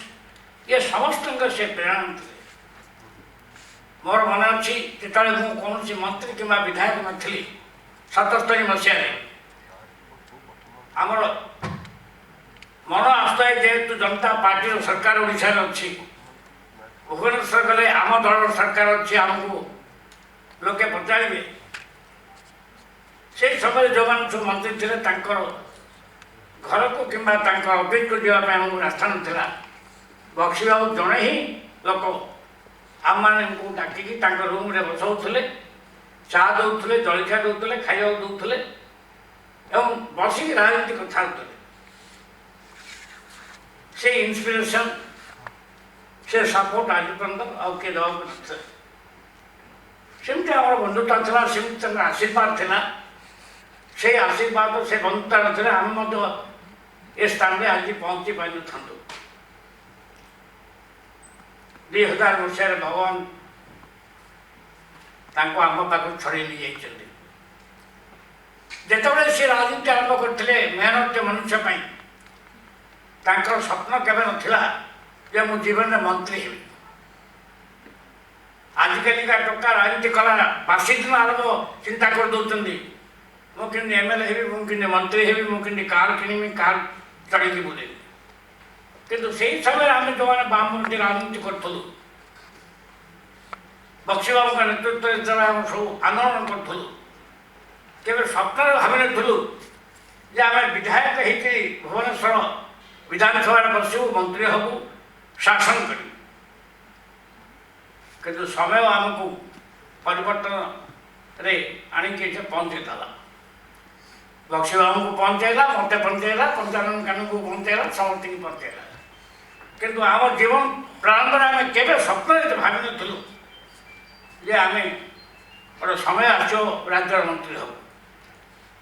मोर मन अच्छी मुझे छात्र जीवन में जेल को जाऊ थाए मो छात्र अनेक छात्र जेल को जाती समस्त बापा मैंने आसती पुओ मान पाखर वकालती नापी कोर्ट रे बेल ने कि मो बापा जो जेल को जाते मत देखा करने महात्मा गांधी दीटा लाइफ हिस्ट्री बही धरिक छात्र आसुले गोटे भल पाछुरी आनी दौले आउ कहते तू ये लखन नायक से रूम था से पाखे रही so that you will get the inspiration this is our parents तेणु कथाटी हूँ जो गचर जमी पा दिहब से गच सेमती उठिकी जीव आज राजनीति आ काल राजनीति बहुत प्रभेद अच्छे एवं कौन मुझे देखुनी बहु नेता विभिन्न दल देखुची से कांग्रेस हो पारे से जनता हो पारे से कम्युनिस्ट हो पारे से को दल हो पारे समस्त मन में आशा आकांक्षा रही है मुझे गोटे विधायक हेबी कि मंत्री हेबी ସେଇଠି ତାର ଯାଇଛି। ବକ୍ସି ବାବୁ ସେ ସ୍ୱପ୍ନ କେବେ ଦେଖିନଥିଲେ। ସମୟ ତାଙ୍କୁ ଝିକି ଆଣିକି ମନ୍ତ୍ରୀ କରିଥିଲା ଏବଂ ଲୋକେ ତାଙ୍କୁ ଭଗବାନ ପରି ପୂଜା କରୁଥିଲେ। ରଇତ ସଭା କରିକି ଯେତେବେଳେ ଚାଷୀମାନଙ୍କର ମୂଲିଆମାନଙ୍କର ଆନ୍ଦୋଳନ କରୁଥିଲେ ସେତେବେଳେ କୋରାପୁଟ ଜିଲ୍ଲାରେ କିଏ ବିଶ୍ୱାସ କରୁନଥିଲେ ଯେ ହରିଶ ବକ୍ସିପାତ୍ର ଗୋଟିଏ ଦିନ ଆସିବ, ସେ ଓଡ଼ିଶାର ମନ୍ତ୍ରୀ ହେବ। କିନ୍ତୁ ସମୟ ତାଙ୍କୁ ଝିକି ଆଣିଲା। ତାଙ୍କର ଯେଉଁ ଲୋକଙ୍କ ପାଇଁ ଦାନ ଥିଲା ସେ ଦାନର ଅର୍ଥ ସେ ପାଇଥିଲେ। ଆଜି ସେ ନାହାନ୍ତି, ଆମ ଗହଣରୁ ଚାଲି ଯାଇଛନ୍ତି। ଅବଶ୍ୟ ତାଙ୍କ ଯୋଗ୍ୟ ପୁଅ ଝିଅ ଯେଉଁମାନେ ବର୍ତ୍ତମାନ ରାଜନୀତିରେ ଅଛନ୍ତି ଆଉ ଆଗଧାଡ଼ି ରାଜନୀତିରେ ଅଛନ୍ତି। ରାଜନୀତି ବୋଲେ ଆଜିକାଲି ପଛ ଧାଡ଼ିଆ ରାଜନୀତି କରୁନାହାନ୍ତି। ସେମାନେ ମଧ୍ୟ ଦେ ଆର୍ ଫ୍ରଣ୍ଟ ଲାଇନ୍ ଲିଡର୍ସ। ତାଙ୍କର ଭବିଷ୍ୟତ ଅଛି ନିଶ୍ଚିତ। ମୁଁ ମଧ୍ୟ ଭଗବାନ ନିକଟରେ ପ୍ରାର୍ଥନା କରୁଛି ଆଉ ତାଙ୍କୁ ଆଶୀର୍ବାଦ ଦେଉଛି। ବାପା ଯେମିତି ବଢ଼ିକିରି ବଡ଼ ହେଇଥିଲେ ସେମାନଙ୍କୁ ମଧ୍ୟ ଭଗବାନ ଆଶୀର୍ବାଦ କରନ୍ତୁ। ସେମାନେ ଆଗକୁ ଯାଆନ୍ତୁ ଆଉ ବଡ଼ ହୁଅନ୍ତୁ, ଭବିଷ୍ୟତରେ ମନ୍ତ୍ରୀ ହୁଅନ୍ତୁ, ଦେଶକୁ ସେବା କରନ୍ତୁ ଆଉ ଲୋକଙ୍କୁ ସେବା କରନ୍ତୁ। ଆଉ କିଛି ଅଧିକ କହୁନି। ଏହି 87ତମ ଜନ୍ମ ଜୟନ୍ତୀ ଅବସରରେ ମୋର ଜଣେ ପୂର୍ବତନ ବନ୍ଧୁ, ସ୍ନେହୀ, ମୋର ଶୁଭକାଂକ୍ଷୀ ସ୍ୱର୍ଗତ ହରିଚନ୍ଦ୍ର ବକ୍ସିପାତ୍ରଙ୍କ ପ୍ରତି ଗଭୀର ଶ୍ରଦ୍ଧାଞ୍ଜଳି ଜ୍ଞାପନ କରିକି ମୋ ବକ୍ତବ୍ୟ ଶେଷ କରୁଛି। ଜୟ ହିନ୍ଦ, ବନ୍ଦେ ଉତ୍କଳ ଜନନୀ। ତାଙ୍କର କିନ୍ତୁ ଏ ଭୀମସ୍ଥଳେ ରାଜ୍ୟ ପ୍ରାପତି ଅଟଇ ମୋ ବିଚାରେ ଅଧମ ଗତି। ବୋଧହୁଏ ଏ ବନ୍ଧୁତାର ପରିଭାଷାକୁ ନେଇ ସମ୍ପର୍କର ରଜ୍ଜୁ ଯେ କେତେ ମଜବୁତ ହୋଇପାରେ ଏବଂ ଦୀର୍ଘ ବର୍ଷର ବ୍ୟବଧାନରେ ପୁଣି ସେ ସ୍ମୃତିରେ ସ୍ୱର୍ଗତ ହରିଶ୍ଚନ୍ଦ୍ର ବକ୍ସିପାତ୍ରଙ୍କ ଭଳି ପୁଣ୍ୟ ଶ୍ଲୋକଙ୍କର ପ୍ରତିଚ୍ଛବି ଅଙ୍କିତ ହୋଇଛି। ଆମେ ସାଧୁବାଦ ଦେଉଛୁ, କୃତଜ୍ଞତା ଅର୍ପଣ କରୁଛୁ ମାନ୍ୟବର ବାଚସ୍ପତି ଓଡ଼ିଶା ବିଧାନସଭା ଡକ୍ଟର ସୂର୍ଯ୍ୟନାରାୟଣ ପାତ୍ର ମହୋଦୟଙ୍କୁ। ଏଠି ଆମେ ଉଦାତ୍ତ କଣ୍ଠରେ କହିବୁ, ଲୋକନୀତିର ଇ ପେପର ଆଜିଠାରୁ ତାର ଶୁଭାରମ୍ଭ ହୋଇଛି। ଯେଉଁ ପାକ୍ଷିକ ପତ୍ରିକା ଯାହାକୁ ଆପଣମାନେ ଗ୍ରହଣ କରିଛନ୍ତି, ଆପଣମାନଙ୍କର ଆଦୃତି ଲାଭ କରିଛି, ତାର ଇ ପେପର ସଂସ୍କରଣ ଆଜିଠାରୁ ଆରମ୍ଭ ହୋଇଛି ଏବଂ ପ୍ରେକ୍ଷାଳୟରେ ଉପସ୍ଥିତ ଆପଣମାନଙ୍କ ନିକଟରେ ଆମେ ବିଶେଷ ଭାବରେ କୃତଜ୍ଞ। ଏ ୱେବିନାର ମାଧ୍ୟମରେ ଆପଣମାନେ ସଂଯୁକ୍ତ ହୋଇଛନ୍ତି। ପ୍ରାୟ 2000 ଶୁଭେଚ୍ଛୁ ସୋସିଆଲ ମିଡ଼ିଆରେ ଆମ ସହିତ ସମ୍ପର୍କିତ। ଜୁମ୍ ଆପ୍, ଫେସବୁକ୍ ଏବଂ ୟୁଟ୍ୟୁବରେ ଆମେ ଗର୍ବର ସହିତ କହିବୁ ଷ୍ଟେଟ୍ସ, ୟୁନାଇଟେଡ୍ କିଙ୍ଗଡମ୍, ଦୁବାଇ ଏବଂ ସିଙ୍ଗାପୁରରୁ ପ୍ରାୟ 2000 ଶୁଭେଚ୍ଛୁ ଆମ ସହିତ ଏ କାର୍ଯ୍ୟକ୍ରମରେ ସଂଯୁକ୍ତ ଅଛନ୍ତି ଏବଂ ଆପଣମାନେ ମଧ୍ୟ ସଂଯୁକ୍ତ ହୋଇ ଆମ ସମସ୍ତଙ୍କୁ ଗୌରବାନ୍ୱିତ କରିଛନ୍ତି। ଭାରତବର୍ଷର ପ୍ରାୟ ପ୍ରତ୍ୟେକ ପ୍ରଦେଶରୁ ଆପଣମାନେ ଏ କାର୍ଯ୍ୟକ୍ରମ ସହିତ ପ୍ରତ୍ୟକ୍ଷ ଭାବେ ସଂଶ୍ଳିଷ୍ଟ ଅଛନ୍ତି ଏବଂ ସେଥିପାଇଁ ଆମେ ସାଧୁବାଦ ଦେଉଛୁ। ଓଡ଼ିଶାରେ ମଧ୍ୟ ମାଲକାନଗିରିରୁ ମୟୂରଭଞ୍ଜ, ନବରଙ୍ଗପୁରରୁ ନୂଆପଡ଼ା ଏବଂ କଟକରୁ କଳାହାଣ୍ଡି ପର୍ଯ୍ୟନ୍ତ ଆପଣମାନେ ସଂଯୁକ୍ତ ହୋଇ କାର୍ଯ୍ୟକ୍ରମ ସହିତ ସଂଯୁକ୍ତ। ଆମେ ପୁଣି ଥରେ ଆପଣମାନଙ୍କୁ ସାଧୁବାଦ ଦେଉଛୁ। ମଞ୍ଚରେ ଉପସ୍ଥିତ ରହିଛନ୍ତି ଆମ ସମସ୍ତଙ୍କର ମାର୍ଗଦର୍ଶକ ହରିଶ୍ଚନ୍ଦ୍ର ବକ୍ସିପାତ୍ର ସ୍ମୃତି କମିଟିର ବରେଣ୍ୟ ଅଧ୍ୟକ୍ଷ ମାନନୀୟ ପୂର୍ବତନ ମନ୍ତ୍ରୀ ତଥା ଜଣେ ଅଭିଜ୍ଞ ରାଜନେତା ମାନନୀୟ ଶ୍ରୀଯୁକ୍ତ ପଞ୍ଚାନନ କାନୁନଗୋ ମହୋଦୟ। ଦୀର୍ଘ ବର୍ଷର ସମ୍ପର୍କ ଭାବେ ହରିଶ୍ଚନ୍ଦ୍ର ବକ୍ସିପାତ୍ରଙ୍କର ଜଣେ ସୁହୃଦ ଭାବେ ସେ ଏ ପରିବାର ସହିତ ସମ୍ପୃକ୍ତ ଅଛନ୍ତି। ସେହି ସମ୍ପର୍କକୁ ନେଇ ତାଙ୍କର ଶ୍ରଦ୍ଧା ନିବେଦନ କରିବା ସହିତ ଆସରକୁ ସମ୍ବୋଧିତ କରିବେ ମାନନୀୟ ଶ୍ରୀଯୁକ୍ତ ପଞ୍ଚାନନ କାନୁନଗୋ ମହୋଦୟ।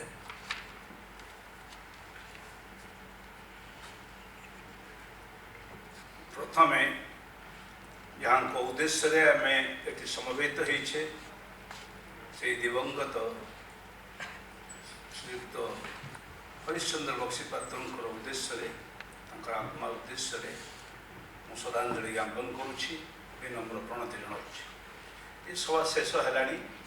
अति चमत्कार भाव ये कार्यक्रम को मुझे आज पर्यंत देखी आसुच्छे और एमती आपण जमी सामने बसचंती मुझे भृगुबाबू बाठार खंडे पत्र बाबू ठार खंडे कागज पाइबा टेलीफोन टे पाइले निश्चय जाए चली जाऊली से सभा को देखापी कि हाउसफुल थिला किंतु से हाउसफुल टा 800 700 हजार हाउसफुल प्लस आउ किछि लोक बाहर बुलुते किंतु आज दिन में आमको कोरोना रोकी पारला नहीं आपको प्रथम कही रखे कोरोना कहला तुम एतिकी लोक आणव एतिकी डिस्टेंस मेंटेन करिवो एहीपरि भाव में सभा करिवो आमर भारी पड़ा जे आम 50-60 लोक जो आम से जो सभा बसला जे 500 जो एत लोक होते आम 500 लोक 50-60 लोक केमती मैनेज करवा आज आप शुणिले खुशी हे 2000 ऊर्ध दर्शक जो मैंने उत्कंठार सहित आम जूम सहित कनेक्टेड होती रही देखी चली देखुले प्रति वर्ष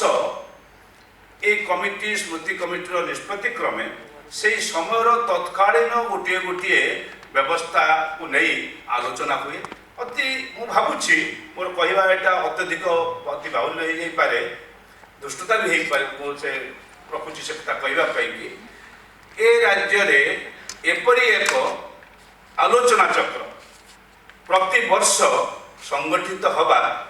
मु भावुची बोधे अनन्य बक्सी बाबूर सम्मानार्थे एक कथा सबुठारु आम कि आम समस्त जो मैंने जो मैंने आयोजन कर संवादिका अच्छा कमिटीर एवं जो मैंने आयोजन कर रघुबाबू समेत जो पिला माने जो कमिटी स्मृति कमिटीर जो सदस्य अच्छा समस्ते एपाई कि जो सहयोग हाथ बढ़ाई था आज डॉक्टर सुनीत नारायण तांकर वक्तव्य आज वर्तमान स्थिति को लेकर चमत्कार भाव में थोड़ी डेलीवरेशन रे ओडिशा को मध्य से रेफर कर ओडिशा संपर्क में सूचना देकर से कहते जे नॉन रिन्यूएबल कमोडिटीर अपव्यवहार हैला बेले आमे सावधान रहिबा सस्टेन सोसाइटी बा सस्टेनेबल सोसाइटी बा सस्टेन इकोनॉमी रहिबो ना नाही से कथा विषय आमे सचेतन हवा एक कथा से कहते आम जहाँ जहाँ करुचे से क्लाइमेट चेंज हुए तार प्रभाव कौन कौन सब रहा चमत्कार भाव में आज से आलोचना थिला आलोचना आमे ताकू केते ग्रहण करूँ न करूँ भिन्न कथा किंतु आगामी दिन एक सतर्क पूर्ण सतर्कर बाणी से शुणी देकी जाइछंती पद्मश्री आपणकर सुनीता नारायण हमको गणी देकर गले जे ए संपर्क रे डॉक्टर आमर मोर स्पीकर श्री माने सार आम सब कहला बेले विधानसभा उठी जाऊ कारण मोर गोटे परम सौभाग्य मु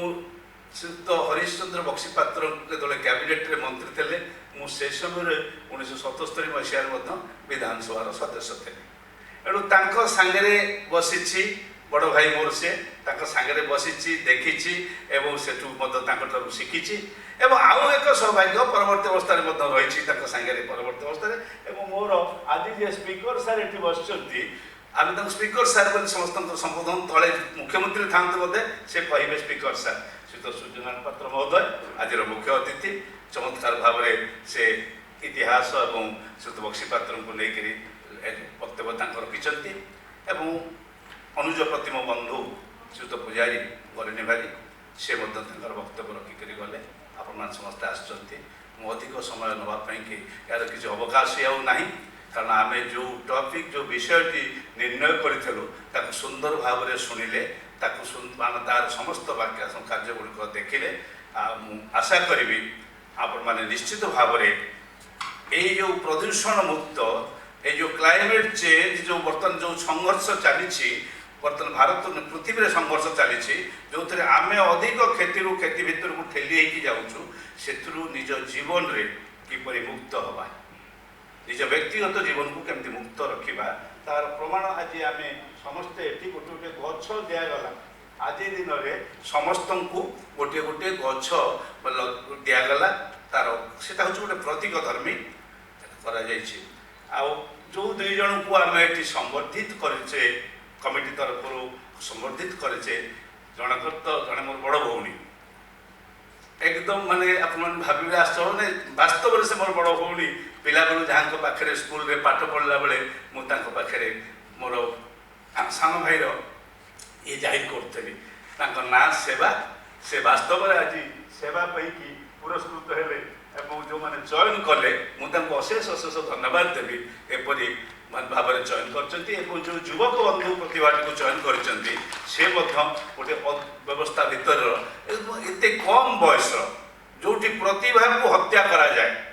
जोटी प्रतिभा को खत्म करा जाए, जोटी प्रतिभा को खत्म करके आम गर्व करूँ और इतिहास लिखू। धर्मा चलीगला 1200 बढ़ई रे भाई रे दाई रहा ता बापा एवं ता बापा 1200 भाई की बचाई जाए गोटे टैलेंट को हत्या करने छाड़देला मरवाई छाड़देला। एथिरे आम इतिहास लिखू और इतिहास गर्व करूँ, साहित्य लिखू, सब कविता लिखू, गल्प लिखू। से समय प्रतिभार अन्वेषण में गोटे युवक अल्प बयसर युवक को एक कमिटी निष्पत्ति देछि आगे से कथा कही रखे। कारण प्रतिभा अन्वेषण करवाटा बयस सांगे संपर्क नुहे, केते कम बयस किए प्रतिभावान हो पार से कथा एक कमिटी करिथला। आपण मानकर समस्त जानिबा समय आज आम कहीं मन पकाउछु जोर रे श्रीयुक्त हरीश बक्सी पात्र को जेतबले ओडिशा सीमा आम सुरक्षित भावुलु दक्षिण रे जदि हरीश बक्सी पात्र अछंती, ओडिया भाषा सुरक्षित बोली भावुलु दक्षिण रे जदि हरीश बक्सी पात्र अछंती बा तांकर से जो कार्य एते उत्कट भाव में थिला स्वाधीनता परवर्ती कार्य एवं जो सीमा आंदोलन से सबुठारु बड़ नेतृत्व नहीं समस्ते भूली जाइछंती। से होचंती भाषा आंदोलन भाषा आंदोलन और भाषा को नहीं सीमा आंदोलन से होचंती प्रमुख नेता थे 1957 55 56 57 निश्चय से संपर्क सचेतन अच्छा। एणु आज दिन में आम भावुँ उत्कल माँ जमी तार गोटे संतान को हरई देकरी जमी असहाय हो पड़ी असहायता रही। कारण गोटे प्रतिदिन संवाद में प्रकाश पाऊँच गोटे गोटे गाँ केमी नहीं जाऊँगी आंध्र केमी नहीं चली जाऊँगी हाथ को जबरदस्ती आसिक पोतुची से कथा देखला बेले आज हरीश बक्सी पात्र को समस्ते मन पकेबे। ओडिया माँ मन पकेब, ओडिया माँ ता भीतर अंतस्वर आज भी कहूथिबो बक्सी तुम फेरी आस नले ए माटी ए भाषा कुआड़े कुआड़े चलीज माने से जो दुख से जो दुखर आर्द्रता भितर ये चित्कार समस्ते शुणा दरकार। ताहले जाइकरी बक्सी बाबू प्रति आम श्रद्धांजलि बक्सी पात्र श्रद्धांजलि प्रकृत में आम एकाठी होगी दौचे ये कथा प्रत्यय हम अनेक अनेक धन्यवाद। आम समस्त को एत समय धरी बस किसी समय नहीं पारू ना आमर उचित नुहे आगे यहाँ गोटे समय निर्णय करा दि जाइए। पुणी थर समस्त को धन्यवाद दूसरी कमिटी तरफ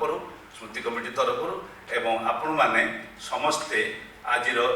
वक्तव्यटी को कथाटी को निश्चित भाव में करेंगे। जो ज्ञानी गुणीजन मैंने अच्छा जदि कहीं भितर अत्यंत श्रद्धार सहित डॉक्टर सुनीत नारायण भाषण टी ओडिया रे करी संवाद पत्र दे पारे ताहले मु भावी ओडिशा प्रति और बक्सी पात्र प्रति अनेक मुझे देखुची मुझे कथाटी कहली जहाँ को मोर विश्वास अच्छी और जहाँ जो मैंने लिखिले अति चमत्कार भाव में लिखिपारे ये कथाटी करेंगे बोलिक मोर नवेदन एवं समस्त को एति कही मोर वक्तव्य शेष कर धन्यवाद। भिक्षुक सहितेन रूप मुकुट मंडित काल बले सर्वे हेबे भवु अंतर्हित किंतु तुम्हें हरिश्चंद्र रहिब जीवित जेते दिन भवे थिबो नीतिनिष्ठ राजनीति सत्य। जावत चंद्रार्के नीतिनिष्ठ प्रतिबद्ध राजनीति जे पर्यंत रही से पर्यंत हरिश्चंद्र बक्सी पात्र नाम को श्रद्धा और सम्मान सहित कृतज्ञ जाति उच्चारण करुथिबो अंतत पक्षे ए अवबोध संपर्क रे समर्पित होइथिबा दूरदर्शी राजनेता स्मृति कमिटी सभापति माननीय श्रीयुत पंचानन कान्युंगोंकर अभिमत आम समस्त प्रेरणादायी। आम विशेष भाव में कृतज्ञता निवेदन करूँ कार्यक्रम अंतिम चरण में आम सहित मंचमंडन करिथिबा दूरदर्शी राजनीति परिमंडल दुई दिग्गज माननीय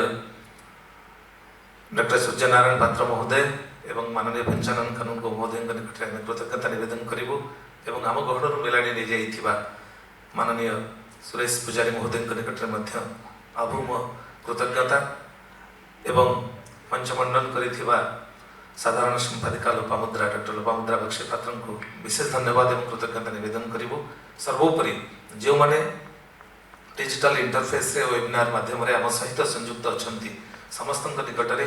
आम विशेष कृतज्ञता अर्पण करने सहित गणमाध्यम प्रतिनिधि बंधु जो मानकर सब समय सहयोग आम पाइछु एवं आज ये संवर्धित होता सेवा एवं सांबादिकता दुई विशिष्ट व्यक्ति को आम समस्त से निकट कृतज्ञता अर्पण करी आम साधुवाद देउछु एवं आशा रखुचु आपण मानकर ये शुभेच्छा एवं सहयोग स्मृति कमिटी अतुट रहिबो। स्मृति कमिटी परिवार समस्त सभ्यों सहित एवं लोकनीति परिवार समस्त सहित आम समस्त परिवार समस्त विशेष भाव में धन्यवाद देउछु। And also I deem it a privilege to offer my cordial thanks to Madam Sunita Narayan ji, who has been with us all along in this program. When expression fails through language, we search for an exact emotional equivalence in the realms of objective correlative. But we have no such objective correlative to give adequacy to our feelings, since we have been overwhelmed with the kind presence of Madam Sunita Narayan ji and her impressive address. Thank you, ma'am. Thanks for your kind presence, for your benign presence and impressive words. सहित लोकनीति परिवार एवं स्मृति committee परिवार समस्त बंधु मान सहयोगी मान जो मैंने कार्यक्रम अंतराल रही समस्त को आम साधुवाद देवा सहित जो फेसबुक एवं यूट्यूब रे आम सहित संयुक्त होता समस्त बंधु मान को विशेष धन्यवाद एवं चित्र उत्तोलन कर कार्यक्रम को जातीय अंतर्जातीय स्तर में पहुंचाई टेक्निकल भाई मान निकट में विशेष धन्यवाद एवं कृतज्ञता निवेदन पूर्वक कार्यक्रम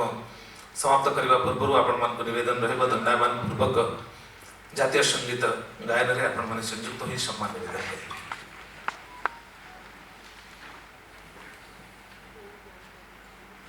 जन गण मन अधिनायक जय हे भारत भाग्य विधाता पंजाब सिंध गुजरात मराठा द्राविड़ उत्कल बंगा विंध्य हिमाचल यमुना गंगा उच्चल जलधि तरंगा तव शुभ नामे जागे तव शुभ आशीष मांगे गाहे तव जय गाथा जन गण मंगल दायक जय हे